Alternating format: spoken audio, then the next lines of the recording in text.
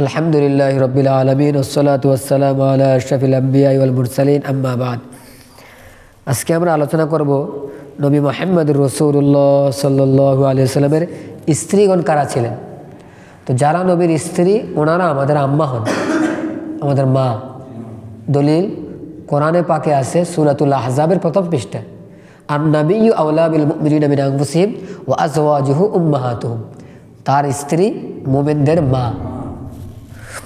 1 নম্বর স্ত্রী খাদিজাতুল কুবরা, 2 নম্বর সাউদা বিনতে জামা, 3 নম্বর আয়েশা সিদ্দিকা, 4 নম্বর হাফসা বিনতে ওমর, 5 নম্বর জয়নব বিনতে খুজাইমা, 6 নম্বর উম্মে সালামা হিন্দ বিন আবি উমাইয়া, 7 নম্বর জয়নব বিনতে জাহাশ, 8 নম্বর জুয়াইরিয়া, 9 নম্বর উম্মে হাবিবা, 10 নম্বর সফিয়া বিনতে হুয়াই, 11 নম্বর মাইমুনা বিনতে হারিস রাদিয়াল্লাহু তাআলা আনহুন্না। ওনারা সবাই নবীজির স্ত্রী ছিলেন, আমাদের সকলের আম্মা হন। নবীজি জীবিত অবস্থায় 2 জন স্ত্রীর ইন্তেকাল হয়ে যায়, খাদিজাতুল কুবরা আর জয়নব বিনতে খুজাইমা। ওনাদের ইন্তেকাল হয়েছে, কিন্তু নবীজির যখন ইন্তেকাল হয় তখন বাকি 9 জনের হায়াত ছিল, ওনারা জীবিত ছিলেন। ওনারা সর্বদাই নবীজির বিবাহেতে বাকি ছিলেন। এই কারণে উম্মতের কোনো ব্যক্তি তাদেরকে বিবাহ করা জায়েজ ছিল না, এই কারণে বিবাহ হয় নাই। এই 11 জন স্ত্রী ব্যতীত নবীজির আরও 4 জন বাদী ছিল। কয়জন বাদী? নাম্বার 1 মারিয়া কিপ্তিয়া। আমি নামগুলো শোনাই দিতেছি এই কারণে, মেয়ে যদি মহিলারা বা আপনারা নিজেদের মেয়েদের নাম রাখতে চান তো এই নামগুলো রাখতে পারেন ইচ্ছা করলে। 4 জন বাদী ছিল। নাম্বার 1 মারিয়া কিপ্তিয়া, 2 নম্বর রায়হানা বিনতে শামউন, 3 নম্বর নাফিসা, 4 নম্বর জামিলা।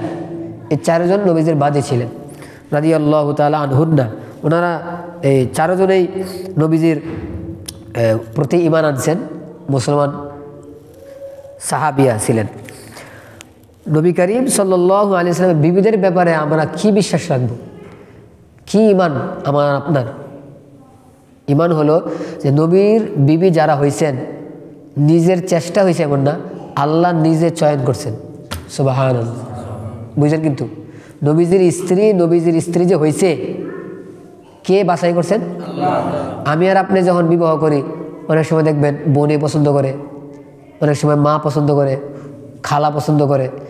নবীজির স্ত্রীকে পছন্দ করছে কে? আল্লাহ। তাহলে নবীজির স্ত্রীকে কোনো ব্যক্তি যদি গালি দেয়, ঘৃণা করে, মূলত সে ওই মহিলাকে, ওই স্ত্রীকে, নবীজির স্ত্রীকে ঘৃণা করে নাই, আল্লাহকে ঘৃণা করছে।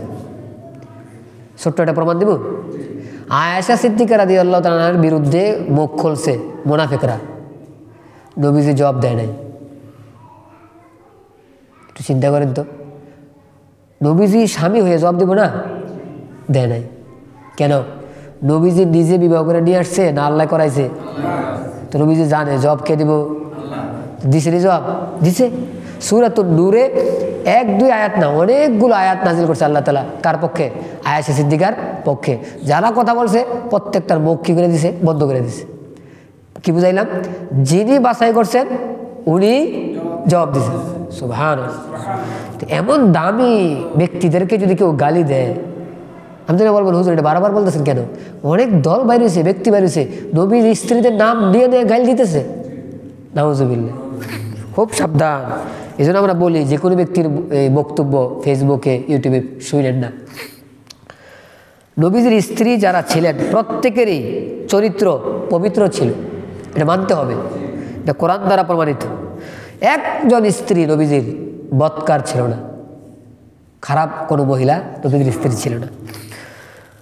আরেকটা বিষয়, ওইটা বলছি, নবীজির স্ত্রীগণ যারা আছেন ওনারা সকলেই উম্মতের সবার মা হন, এটা বলা হয়েছে।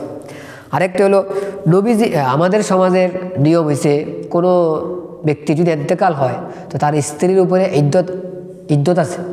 ইদ্যত তো বুঝেন, সাজসজ্জা করতে পারবো না, রাত্রেবেলা স্বামীর ঘর ছাড়া বাহিরে কাটাইতে পারবো না। কিন্তু নবীজির যখন ইন্তেকাল হয়েছে তো নবীজির স্ত্রীদের উপরে ইদ্যত ছিল না। আরেকটা বিষয়, নবীজির স্ত্রী যারা ছিলেন এদের সাথে উম্মতের কারো বিবাহ করা জায়েজ নেই। কেন? মা হন। এরপরে নবীজির সন্তানদের আলোচনা, ইনশাআল্লাহ আমরা সামনে করব শনিবার দিন। আল্লাহ তাআলা আমাদেরকে বুঝার আমল করার তৌফিক দান করেন। সুবহান রাব্বিকা রব্বিল ইজ্জাতি আম্মা ইয়াসিফুন ওয়া সালামুন আলাল মুরসালিন ওয়ালহামদুলিল্লাহি রাব্বিল